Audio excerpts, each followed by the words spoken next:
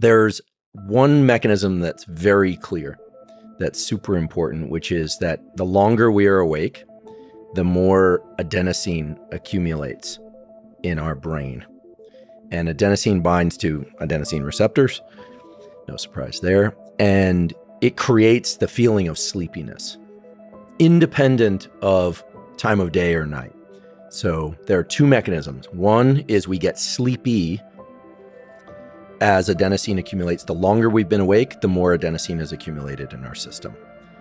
But how sleepy we get for a given amount of adenosine depends on where we are in this so-called circadian cycle.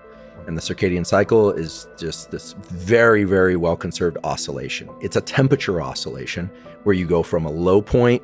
Typically, if you're awake during the day and you're asleep at night, your lowest temperature point will be like 3 a.m., 4 a.m., and then your temperature will start to creep up as you wake up in the morning, and then it'll peak in the late afternoon, and then it'll start to drop again toward the evening, and then you get sleepy again. That oscillation in temperature takes 24 hours, plus or minus an hour.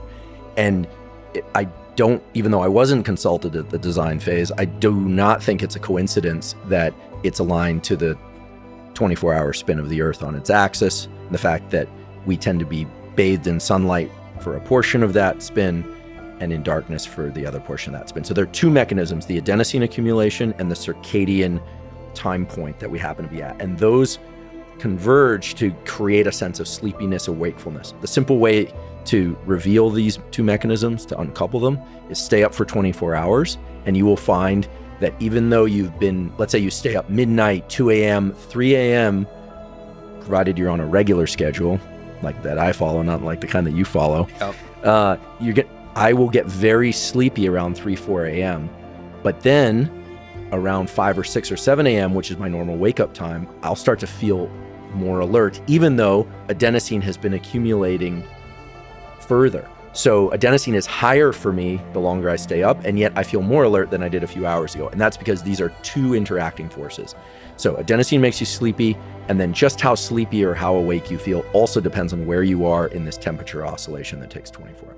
The temperature oscillation is the effector of the circadian clock. So every cell in our body has a 24-hour rhythm that's dictated by genes like clock, purr, BMAL. There are these genes that create 24-hour oscillations in gene expression, et cetera, in every cell of our body. But what aligns those is a signal from the master circadian clock, which sits right above the roof of the mouth, called the suprachiasmatic nucleus.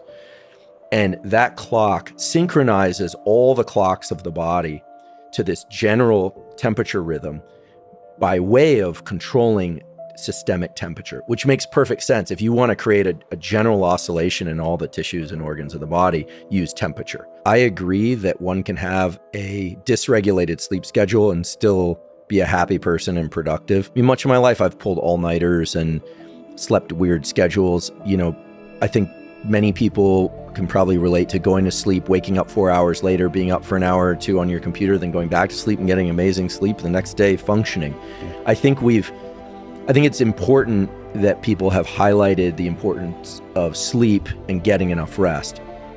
I do think it's gone too far, and now I'm editorializing a little bit, but I think that we've created this anxiety about sleep that if we don't sleep enough, we're going to get dementia. If we don't get sleep, then the reproductive axis is going to completely crash.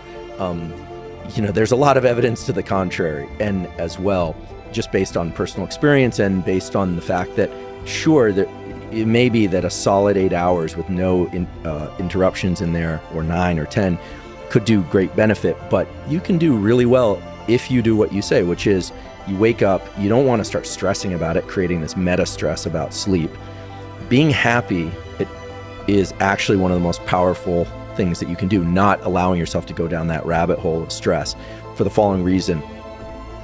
A lot of our fatigue is not due just to the buildup of adenosine or time of day, the circadian thing we were talking about earlier. An additional factor is that effort is related to the release of epinephrine, of adrenaline in our brain and body.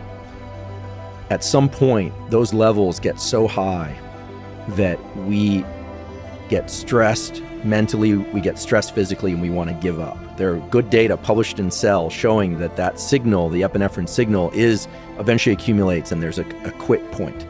Dopamine, the molecule of pursuit and reward and feeling good, resets our ability to be in effort. In fact, a lot of people don't know this, but dopamine is actually what epinephrine is made from. If you look at the biochemical cascade, it starts with tyrosine, which is rich in found in red meats and things of that sort. And tyrosine is eventually converted through things like L-DOPA into dopamine. Dopamine is made into epinephrine. So, I mean, this sounds kind of new agey, but happiness, joy, and pleasure in what you're doing creates a chemical milieu that provides more of the chemicals that allow for effort. And there's nothing new agey about that. It's in every biochemistry textbook. Yeah. It's in every decent neuroscience textbook. They just don't talk about the happiness part. They just talk about the dopamine part. So I think that limiting your stress and at least recognizing, okay, if you're pulling an all-nighter or you're somehow on messed up sleep, that there is going to be a point in that 24-hour cycle where your brain is not trustworthy, where your mental state is not worth placing too much weight on because you are near that temperature minimum. And near that temperature minimum, which is correlates to that about 2 hours before you would normally wake up, the brain is hobbling along.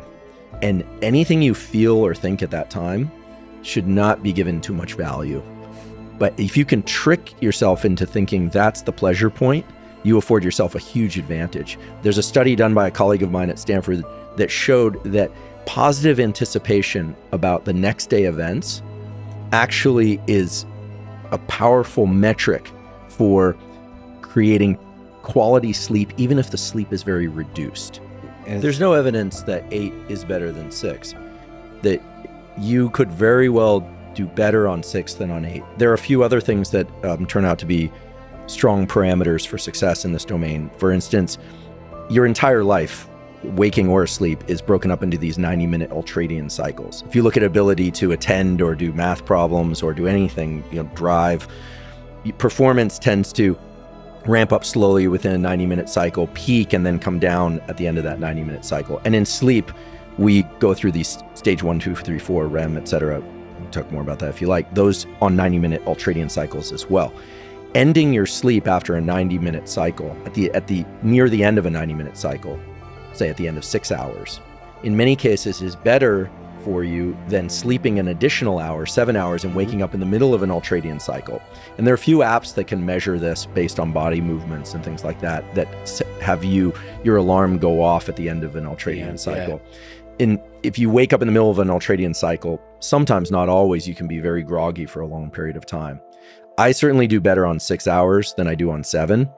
I happen to like an 8-hour sleep. It feels great, but I haven't slept an entire 8 hours without waking up in the middle of the night at some point in, I don't know, forever. I can't remember. It's probably some point in infancy, and I function well during the day. I think that's an important parameter, is how do you feel during the day? Almost everybody experiences some sort of dip in energy in the late afternoon, or what would correlate to their temperature peak.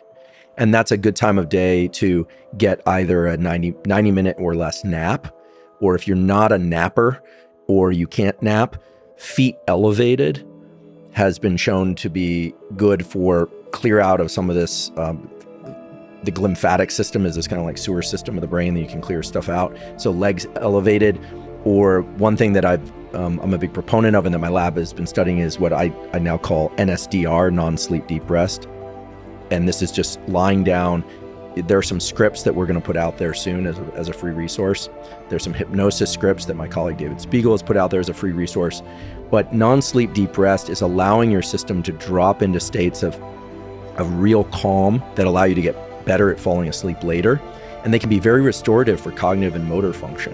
There's at least one study out of Denmark that shows that the basal ganglia, which is an area of the brain that's involved in motor planning and action, one of these 20-minute non-sleep deep rest protocols resets levels of neuromodulators like dopamine in the basal ganglia to the same levels that they were right after a long night's sleep. So I also respectfully or semi-respectfully disagree with the idea that you can't recover lost sleep. What does that mean? I mean, that there's no IRS for sleep. So what does it mean to be in debt for sleep? If you're falling asleep during the day and you're sleepy, like you're falling asleep, that's a good sign of insomnia. It means you're not sleeping enough at night. If you're fatigued during the day, but you're not falling asleep, so you're just exhausted, but you're not finding yourself falling asleep in meetings and in conversation, then chances are you're fatiguing your system through something else.